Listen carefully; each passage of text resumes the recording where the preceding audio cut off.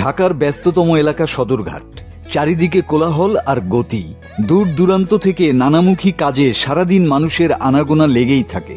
সদরঘাটকে কেন্দ্র করে জীবিকা নির্বাহ করে অনেকে, যাদের নির্দিষ্ট কোনো থাকার জায়গা নেই রাত্রি যাপন করার জন্য এক টুকরো মাথা গোঁজার ঠাঁই।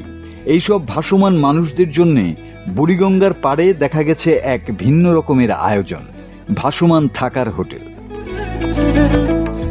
সদরঘাটে বুড়িগঙ্গার পাশে ভাসমান এই থাকার হোটেল, যেখানে 40 টাকায় রাত্রি যাপন করা যায়। এখানে থাকে রিক্সা চালক, ভ্যান চালক, হকারদের মতো খেটে খাওয়া মানুষ। কম খরচে নিরাপদ ও ঝামেলামুক্ত রাত কাটাতে তাদের কাছে এ যেন এক নির্ভরতার ঠিকানা। এখানে থাকতে মনে হয় 120 টাকা সিঙ্গেল রুম, দুইজনে থাকা যায়। এখানে কেমন লাগে আপনার থাকতে? ভালোই লাগে। নদীতে গোসল করি, পানি ভালো পরিষ্কার থাকলে নদীতে গোসল করি, নাহলে উপরে যেয়ে গোসল করি।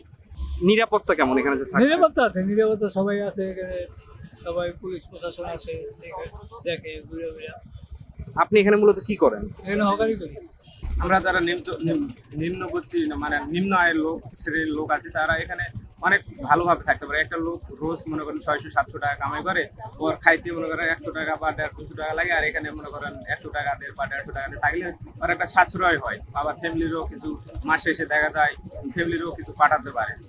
একটু ভালো পরিবেশে থাকতে চাইলে খরচ করতে হবে 120 থেকে 200 টাকা পর্যন্ত। নিরাপত্তা নিশ্চিতের জন্য জমা দিতে হয় ভোটার আইডির ফটোকপি। মেনে চলতে হয় কিছু নিয়ম কানুন। দরিদ্র মানুষেরা, বিশেষ করে হকার, রিক্সা চালক, ভ্যান চালকরা এখানে নিরাপদে থাকেন। নেই কোনো ঝামেলা। সকল নিয়ম কানুন মেনে এখানে মানুষ থাকে।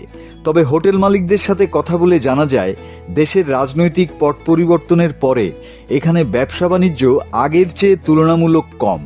ব্যবসা আসার মাধ্যমটা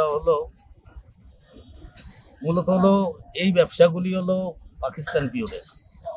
এই ব্যবসাটা ছিল আপনার শ্যামবাজার লালকুটিঘাট আর্মি ক্যাম্পের সামনে, ওইখানে 1964 সালে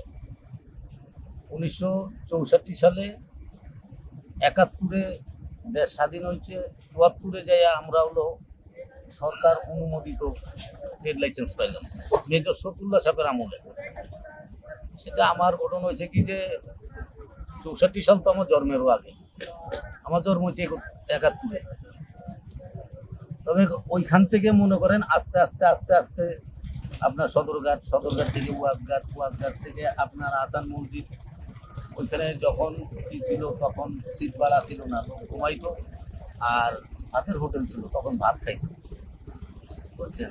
তারপরে 5 টাকা সিট ভাড়া, 5 টাকাতে 10 টাকা, 10 টাকা থেকে 20 টাকা, এরকম করতে করতে পর্যায়ক্রমে এখন আমরা আসি বাবুবাজার মিরপুর ঘাট এর একটু পশ্চিমে।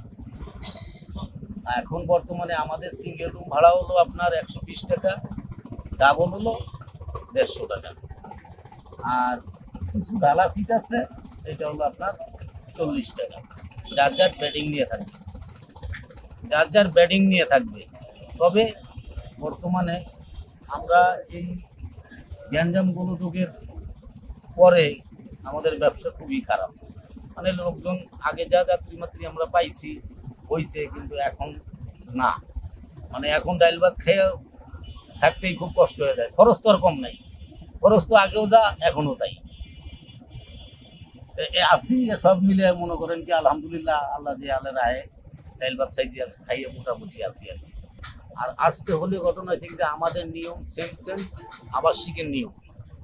আমাদের এখানে সম্পূর্ণ বেসালার, মহিলা কোনো এলাও হয় না। আর দ্বিতীয় কথা, এখানে সিট নিতে হলে আপনার ভোটার আইডি কার্ড এবং আপনার মোবাইল নাম্বার, পুরো অ্যাড্রেসটা দিতে হবে। দিয়ে আপনি 120 টাকা দিয়ে আপনি সিটটা নেবেন।